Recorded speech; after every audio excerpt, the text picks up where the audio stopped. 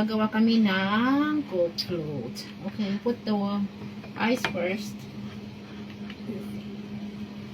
Gagawa kami ng coke float. Malinis ang aming kamay, guys. Of course, Milo. Okay, put it all or half? Maybe half. Put more. Oh, more na. So that's more yummy. Okay. Kami ay gumawa ng coke. Gagawa kami ng coke float, guys. Then, ice cream. This bit ice cream.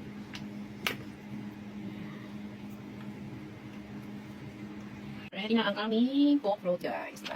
Ready na siya.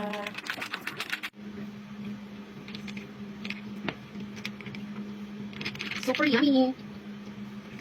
So yummy. Super yummy.